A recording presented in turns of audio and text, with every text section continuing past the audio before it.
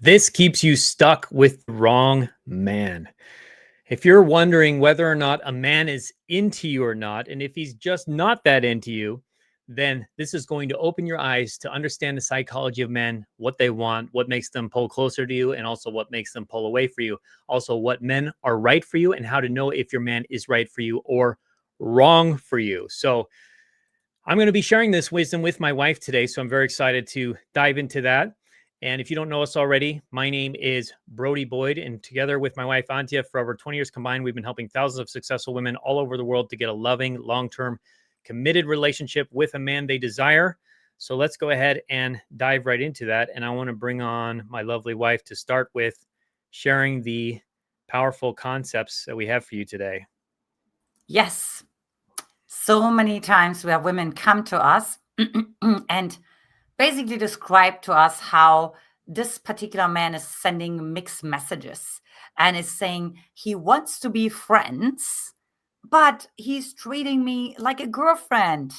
He wants to be friends, but he's paying for all my dinners. He wants to be friends and fill in the blank, right? And so it's like, so my message, first of all, right, is that if a man says he wants to be friends, he wants to be friends, aka usually friends with benefits, right? So let's be honest. And without any strings attached, without any expectations. And it doesn't mean that, oh, if you just wait longer, then maybe, because he's treating you like a girlfriend, which by the way, is in and of itself an interpretation. It's a meaning making machine, depending on what lenses you wear, right? That's where the famous pink, the rose-colored glasses come from. It's like we're distorting our reality, right? And then we're waiting, and then we're waiting and waiting, and get anxious and say, oh, well, but he was hanging out with this other person, but I don't think they actually hooked up yet. So even if they did, he's in total integrity to do that because he told you that he wants to be friends, right? So then the story goes like this. Yeah, but that doesn't make any sense because we're totally compatible. I mean, he says he's deeply connected to me, right? Like we both wash our hamster's hair, right? Like our grandmas have the same first name.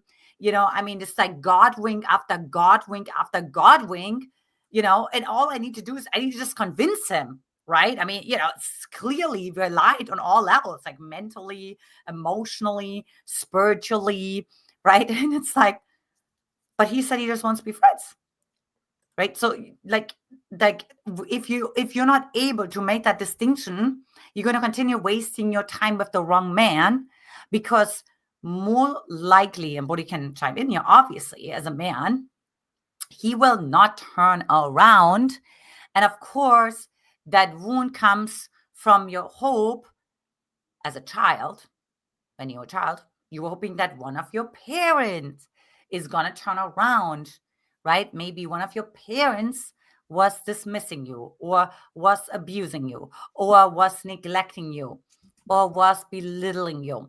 And then you said, well, if I'm just being more patient, if I'm just being more grateful, if I'm just being more compassionate, if I'm just being more giving, if I'm just being more generous, then I'm finally going to be loved by my parent. And of course, that never happens. Yeah. So one of the big things to look for with a man is you need time, because if a man is not showing you good signs that he's the man for you, that he is worthy of your commitment, of your investment, of your care and energy into the relationship, then you need to see over time what kind of man this is. This is how you actually discover. A big part of discovering whether a man's into you or not is using our 90-day challenge, our magnetic feminine 90-day challenge, which means you go through a period of time, for example, 90 days, which is generally a good rule of thumb for how long you should give a relationship if you really like a guy. It could also, of course, be less or it could be longer. But you have a period of time that you give a relationship to see how he actually shows up in that period of time when you are in your feminine, when you're not giving him things, you're not buying him things or giving him business advice, coaching him, therapy, healing him. You are simply being in your feminine. You're allowing him to feel your feminine core, your heart, your vulnerability. You're asking him for help in different ways. You're asking him for advice in different ways. And then you see over that period of time, which we'll help you with, that's what our 90-day challenge is all about. You'll see his devotion either increasing. Typically, what will happen is his devotion will increase like this, and he'll start showing you that he actually is very into you. He actually is a healthy man. He's not broken, and he wants to care for you, and he is caring for you. He's deepening his commitment to you, or you'll see that it flatlines. Typically, it's going to be one of those two. It's either going to go up or it's going to be flatlined on the plateau. Sometimes it will go down. That's typically only if a man is deeply broken, which is a percentage of men that are out there. And so what you're looking for is over that period of time, what is that trajectory? And at the end of the 90 days, if he's not like this, then you have to leave. You have to walk away, because if it's flat or if it's down, that means either down, he's broken, or even flat, it could be also he's broken, or number two, he's just not that into you. He just doesn't want it. And he's probably even told you that to some extent. But if he hasn't shifted, then we know it's a fact. Because he may tell you in the beginning he just wants to be friends, but if you use what we teach you over time, that can actually potentially change. Now, not always, and this is not a guarantee by any means, because it depends on a lot of factors. It depends on how much coaching you're getting, how much inner shifts you're getting, moving closer to your feminine core. It also depends on what kind of man he is, and if he's actually broken, or if he does not have any kind of romantic feelings for you.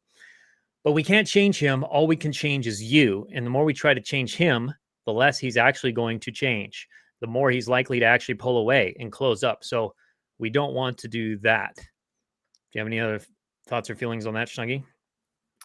Oh yeah, I mean, so many, right? Because Brody and I, we talk about this a lot, and one is like I always joke with Brody. I said, okay, so let's go through the best case scenario and the worst case scenario, right? So the best case scenario, which by the way is not going to be the best case scenario, but the best case scenario is actually, let's start with the worst case scenario first. The worst case scenario is that he is already seeing other women, like he's already dating someone, he's already sexually involved with someone. And here you are just still having all your hopes up because you think, oh, he just needs to heal his wounds, right? He was just in a abusive marriage, let's say, or long-term relationship, or his ex was a narcissist or whatever it is, right? So you're just like having all this compassion. And in the meanwhile, he just does whatever he wants, right? And why I said the worst case scenario is because usually you won't know about this. And you won't find out about this until you're going to find out about it. And that's going to be weeks, months down the road. And then the reason why it's a worst case scenario is because you're going to feel the shame. You're going to feel embarrassed. You're going to feel so, right? It's such a horrible feeling. And that I have felt too in the past when I was giving the wrong men the benefit of the doubt before obviously healed my love blueprint and my emotional blueprint as well, right? But before I did that, it happened. And I almost wish like nobody would find out about it. That's how embarrassed I felt, right? And it's so horrible because it hurts, because you care so much, right? And you're investing so much, and you know everything about this person's life, you know everything about the other people in this person's life, and you're so engulfed, right, in this person's life that you almost like again lost yourself. And I see already some of you just like nodding your head right now, probably in sadness, right? Recognizing that, yes, you've done this many, many times, right? And of course, the best case scenario is, well, that you actually find a way to, break up with him. Or the other best case scenario is that, which is all, by the way, not a best case scenario, that you push him and you shove him and you convince him, and then eventually you drag him in front of the altar. And then guess what? You end up in a marriage. Okay. And then you call me and you say, well, I'm in this marriage, but I don't feel desired. I don't feel cherished. My husband comes home late at night. He works long hours. He doesn't really care. He doesn't give me birthday cards. He doesn't bring me home flowers. I don't even know when he told me the last time he loves me. Well, because he was not intrinsically motivated from the get-go, but you convinced them, because, you can convince some people depending on how susceptible they are and how many childhood wounds that I have and how codependent they are. You can convince them. But you know what? You're going to realize that you put the ladder against the wrong wall. And so that's why I'm not kind of joking. That's the best case scenario, because it's really not the best case scenario, because now you're married and now you have to get divorced and it's horrible, right? So I don't even know what is the better scenario, the best case scenario, the worst case scenario. In other words, you can't really win with this. Yeah. Whoops. Yeah. So the other thing is, when a man and you are in the 90-day challenge phase, that it's important to look towards the fruits. So the Bible says in Matthew 7:16, you will recognize them by their fruits. So you will recognize your man by his fruits. What does this mean? His actions. The actions are his fruits. So no matter what a man says to you, if he says he loves you, if he says that even if he says he wants a relationship with you at some point, or he wants to marry you, or he wants to have kids with you, or whatever, it doesn't matter. It doesn't matter if his actions are not backing that up. Is he spending time with you? Is he reaching out to you consistently? Is he committing to you in different ways? How about let's start with exclusivity? Is there even any exclusivity happening? If there's not exclusivity, you can reasonably assume he is sleeping with other women, or at least talking to other women.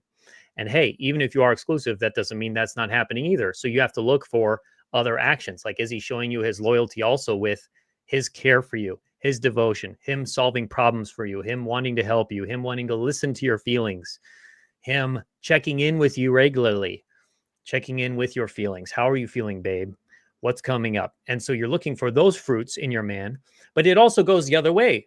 You will know them by their fruits. Well, there could also be rotten fruits. So is your man blocking you on social media occasionally? Is he an alcoholic? Is he doing edibles every day? Is he, doing harder drugs, or is he gambling, or is he abusing his family members or you? Like, these are also rotten fruits you have to look out for, that a lot of women will ignore, or they will painting the roses red. The painting the roses red. Remember in Alice in Wonderland, they're going around painting all the white roses red because the queen loves red roses. So they're just going to pretend that they're all red roses to make the queen happy. And so if you are the queen, are you doing that to yourself? Are you painting the green flags, the red flags green, painting the roses red? Because that's you making the rotten fruit look like healthy fruit. Like Antia said, also, you're having rose-colored glasses, because these actions can be interpreted in a lot of different ways. And we as humans, as Antia will talk a lot with you about, especially when you do coaching with her, we delete, we distort, and we generalize our reality. So what that means is things will happen. The man will have a gambling addiction, or the man will say he just wants to be friends, or the man will obviously be flirting with other women. And then what you will do potentially is you'll tell yourself a story after the fact. Oh, well, that's just because his ex was crazy and he's just looking for some escape right now. Or that's because he had a hard childhood, or that's because he's just a man, and men always want other women, or he's it's just something he does for fun. It's just his way to relax, or it's just his way of showing that he cares about me. That's the worst case scenario, when a woman's justifying abuse, especially physical or sexual abuse. That's really dangerous. So you have to look at yourself and hold that mirror up and say, are you painting the roses red? Are you looking at the rotten fruit like as if it's healthy fruit, and generalizing? And if you are, that's okay. Don't beat yourself up about it. That's part of being human, but you need to stop it. Just stop. And instead, you need to look at reality. Look at reality, which means flaws and good in your man. Are you seeing the full balanced picture, all of his flaws and all of his good traits, and really weighing especially the flaws, and not overdoing that either, because some women go to the other extreme where they just see all men are bad and everything's a red flag, and this means he's a narcissist, and that means he's a narcissist, and he said this, and he's a sociopath, or you don't also want to go to the other extreme where you're now seeing you're looking through brown colored glasses, and every man is going to be a horrible partner for you. But we want to look at reality, get back to reality. And that's one of the reasons why it's so important to have a coach, because a coach will help you take off the lenses and they can hold up a mirror to you like we do always with our clients and help them to see like what's really going on here. Here's a different way of looking at it. What do you think about this? What did you think when he said this? What if he was actually meaning this? Do you think that could be true? So getting different perspectives on it that way. What do you think about that, Shlingy? Yeah, very true. And I think a telltale sign, in my opinion, is like when a woman feels anxiety. Because one thing I didn't feel was with Brody was anxiety, because my body was so busy feeling peace and calm and almost like a little bit of boredom, right? And boredom just compared to these super hyperactive, reactive, fiery, burning, painful nervous system responses that I was used to, right? And so, like, what I would really see with the women too, that are sort of painting the red flags green and wishful thinking and projection, is that there's actually quite anxiety. I mean, as soon as there's like something that's slightly out of balance or somebody doesn't text back right away, and then I always say, well, you are attached. You are attached. You're lying to yourself that you just want to be friends.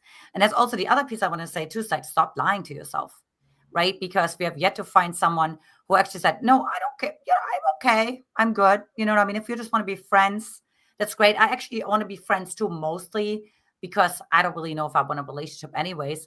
But then as soon as something happens, and God is like so good because he's actually like bringing up an opportunity for you to actually get the authentic reflection of actually what's really going on inside of yourself. And then you freak out or you can't sleep the whole night. Well, that's usually a sign that you are attached and that you do have secret expectations. And in that particular case, you can communicate it again. I mean, Brody talked about the 90-day challenge, right? But it's really about being honest with yourself and realizing, grieving that this man's not going to give you that, or you're going to see this thing through and it's going to be even more painful. Because what my suspicion is that at some point you're going to find out that he is dating someone, or that he is maybe even living together with someone, or that he's actually, sexually involved with someone, whatever it is, right? And it has been for maybe as long as you've been talking, and he's been telling you that he wants to be friends. So that's why it's tough. You have to be willing to let go, even if you're in the unknown. And even if you don't really 100% know. Yeah, it's a really important aspect to it. And there's one key as well with this, I believe, which is another great scripture on this, which is trust in the Lord with all your heart and lean not on your own understanding. So sometimes we get so stuck on believing that things are a certain way that we see it, that it must be true, rather than trusting and having faith in something bigger than yourself. Now, there's a caveat with this, because when you're asking God for guidance on, is this the right man for me? Should I keep seeing him? Or when you're leaning on a coach, also, when you're leaning on a coach like us, helping you to decipher what's going on in your situation and whether a man is right for you or not, or if he's your soulmate or not, or good for you or not, you have to, it is very beneficial to actually let go of some of your own understanding, because what often happens is we get stuck in our own belief systems. And there's an old phrase, a fish doesn't know that it's wet. And so oftentimes you are operating from your belief patterns and your view of relationships that has created this cycle for you, where you keep attracting emotionally unavailable men, or men who aren't committing to you or treating you like a princess, or not really pursuing you or chasing you. And there's another great quote, I believe it's from Einstein, that said, you can't solve a problem with the same level of thinking that created it. So you need to get out of your bubble, and you need to lean not on your own understanding at all times, but also be willing to look for answers and to trust in a bigger power. Now, this is dangerous because what a lot of people will also do, a lot of women we've known, they will let go of their own understanding, but then they will imagine that they're getting whispers from other sources. Like there's this book I was reading where a woman, she said, well, I don't know if this is my husband or not, but what I'm going to do is, if he's my husband, God, then show me a sign that only I will know that it's meaningful and that means he's my husband. And now there's some value in that where she's like letting it go, right? She's not making the decision herself. She's not jumping to conclusions, and she's looking for answers elsewhere. Now the problem is she was so vague about it. So I do not recommend being vague about your request, but look for specifics. How will you specifically know if this is your man? Well, the 90-day challenge is a great way to do that, because what happened in this situation, the man, when he picked her up on a date, he ended up giving her flowers. And of course, if she has this conversation in her mind that some meaningful sign, well, then of course flowers can be a meaningful sign. It's like, oh, well, that means he's my husband then. Well, isn't that convenient? Because there could have been a lot of things that he could have done that probably could have made her come to that same conclusion. Oh, he pulled the chair out for me. Oh, it must be my husband. Or this guy's probably also brought flowers to other women before too. Or lots of men will bring women flowers in different situations. So it's not like a super unique sign. You can do something like that. Like, what was that? Who was the guy in the Bible who did the fleece and the rain and the dew was on the fleece? Was that Gideon? Gideon. Yeah. So They're Gideon hiding said, behind the wine press yeah, and hiding. kissing God twice. you know. Like, okay, if it's really you, God, then when I wake up, there will be dew on the fleece. And then when the dew was there, he's like, okay, well, if it's really this is what you want from me, God, then I'm going to wake up and there won't be any dew on the fleece. So he's like asking for multiple signs of confirmation. So that's one way to do it, but it's better if you give something very specific, and then also if you have a real process for leaning on your own understanding, because we also had other clients who said, oh, God told me he was the one for me because he spoke to me and he said that I meant to have his child. We're going to be married, or we're going to live here and we're going to travel.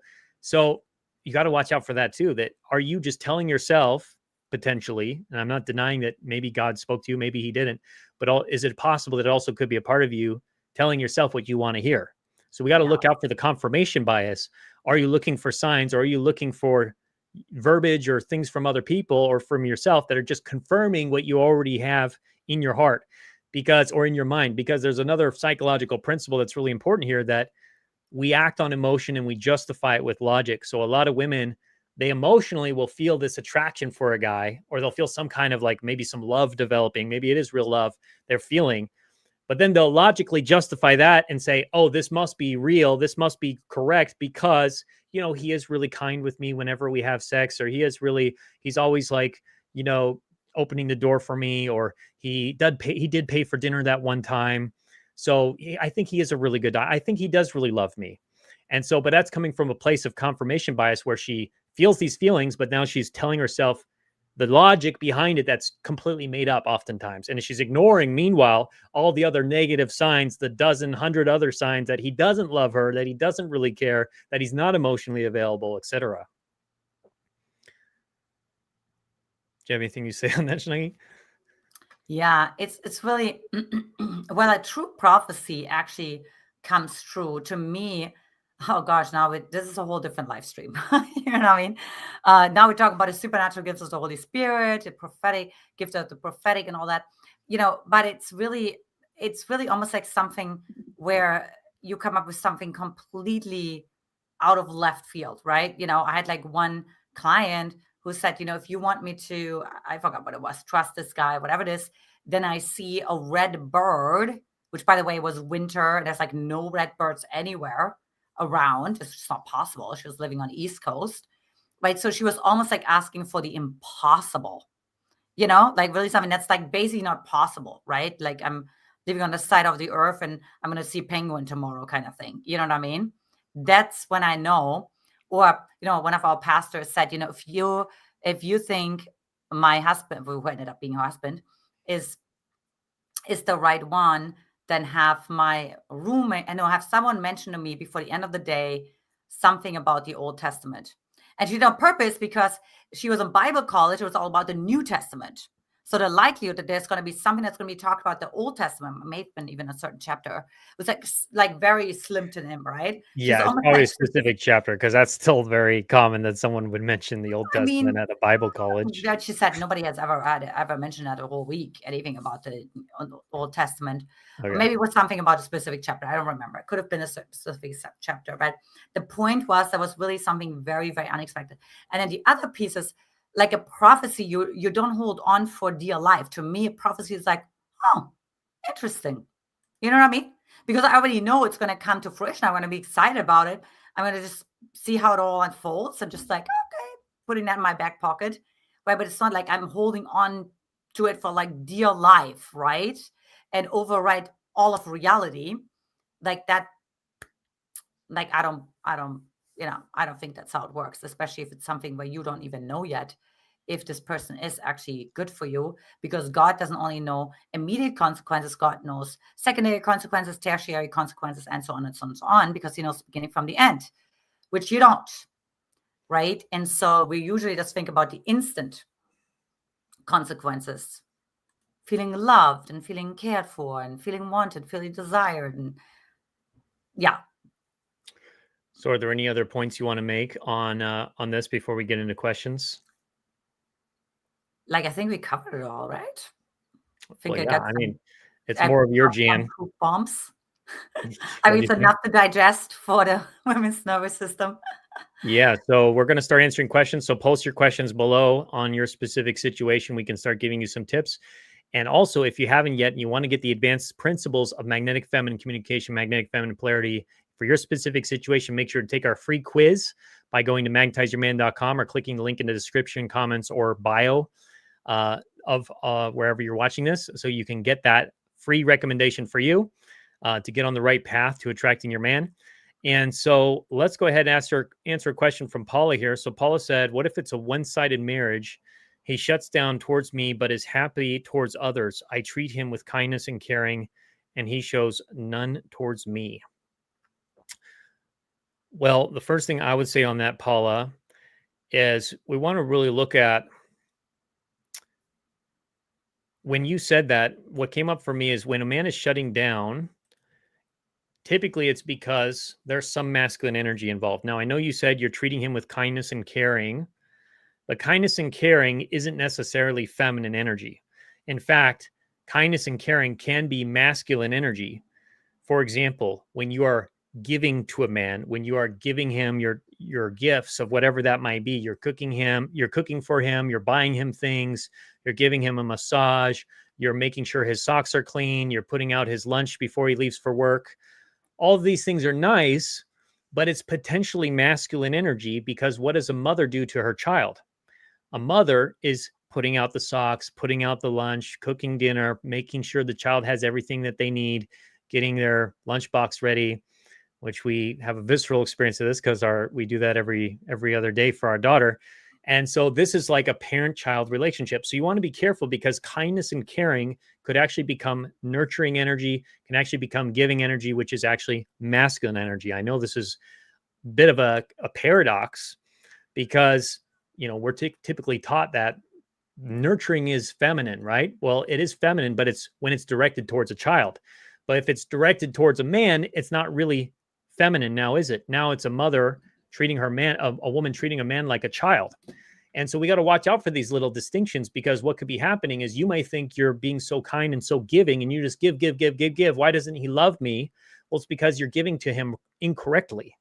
You're giving to him from the wrong place. You're giving to him from your masculine energy rather than from your feminine energy. And what this means, and I'm not saying this is for sure the case, but this could be what's happening, especially when you said, and I'll explain that in a little bit more, why he's shutting down, is because when you give to a man, you're meeting his needs, you're filling him up. And so he doesn't have the ability to give to you. And that's really what creates that polarity, because the only thing you need to give to him from your feminine is your feminine energy. You don't have to do all these things for him. Yeah, it can be nice, especially if he's giving more to you than you are to him, because that's what we want to look at as the overall relationship. In the relationship as a whole, who's giving more? Is he giving more or are you giving more? Because if you're giving more, you're in the masculine role, he's in the feminine role, he's receiving from you. Just like in sex, he's receiving from you and you're penetrating him and giving to him. It's backwards. So we have to stop the madness and you have to reverse the trend and start receiving from him. And if he's not giving to you on his own, which he may not after you stop giving, there may just be a period where nothing's happening, but you can activate his masculine core by learning the art of request, the art of feminine request, which means asking him for help, asking him for advice, asking him for things that you desire in the right way, from a place of respect, a place of trust, a place of vulnerability, a place of openness. That's what activates him to then want to give to you and fill you up and make you happy and then what's happening? He's not shutting down. He's actually opening up because his masculine core feels respected, feels valued as a man, and he gets to give more to you. And so what typically happens is when you are giving to a man and you are doing things for him and giving, being the mommy, he's going to shut down. Why does he shut down? Because at the end of the day, it feels disrespectful to his masculine core. His masculine core feels unconsciously, I'm not a child. Why are you treating me like a child? Stop it. I don't like this. I want to be a man. I don't like this dynamic. And he may not even say that. He may not even be consciously aware of that. He just feels like a little bit of like some annoyance whenever he's around you because he feels like he's being coddled, or you're trying to change him subtly, or you're trying to manipulate him into giving you what you want rather than asking him directly and letting him provide. So we got to watch out for these subtleties of the dynamic, which is why it's so important to get more coaching and training on this and to get this customized for your specific situation. Because if this is happening, then we can reverse it and we can get him to start opening up and treating you with kindness and caring. And so that's what we want to create for you. So this is just a little glimpse, and I would love to get hear your thoughts on that, Paula. But do you have anything you want to add to that, Shangi? Yeah, so I hear this because I've just heard this from another client of ours, is that I'm so kind, I'm so caring. But what I don't hear is that you're self-caring, that you're Yes. kind to yourself.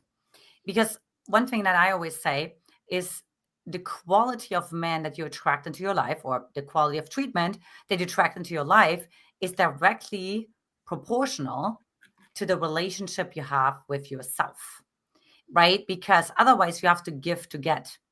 Because if you don't invest in yourself, if you don't care for yourself, if you don't set boundaries for yourself, if you don't, feel into your desires or your vision or your purpose or how you want the day to go today, or who you want, you're thinking about yourself, you're becoming self-focused, that because what you focus on expands. So guess what? If you focus on yourself, then guess what?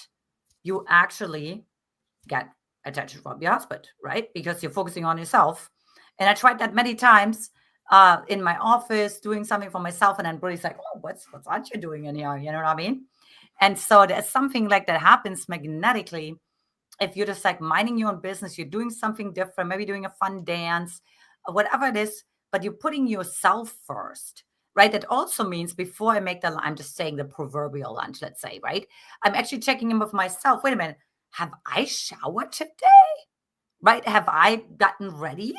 Have I done my breath work, or have I done my prayers? Have I read my Bible? Whatever it is, whatever gets you actually fully filled up, gets you actually grounded, gets you actually for your foundation filled up, right? That almost like you don't start your day until that's in place. Not like you're rolling out of bed and you're there for your husband and whatever he needs and whatever's happening, because then you come from this like empty container. And that's what Buddha said. There's like no femininity because there's nothing in there inside. So all you have to do, all you can do is like give, give, give, give, give. And then your husband doesn't feel a state change or anything, like nothing new, nothing exciting, nothing polarity building.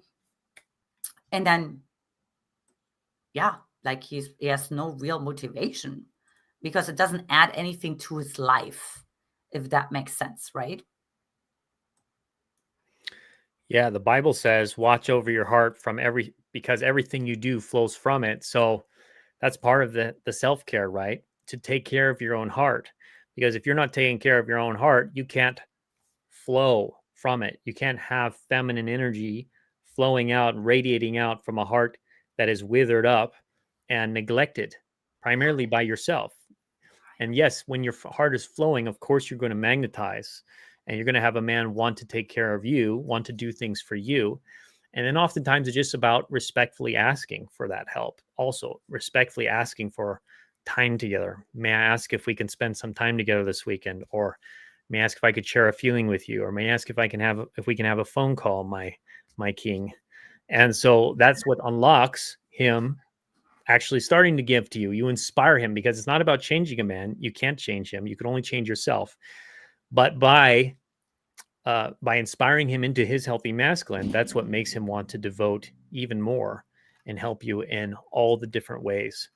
So much love and hope this was helpful for everyone today. Again, if you want to take this to the next level, make sure to take our free quiz, magnetizeyourman.com, where you can click on the link in the description below, get your top recommendation for your specific situation, get the coaching support you need. We'd love to help you with that and help you personally. So, have a man devote and desire you on all the different levels from this powerful process and the strategy we have available for you. So much love, take care, and we look forward to talking to you again very soon.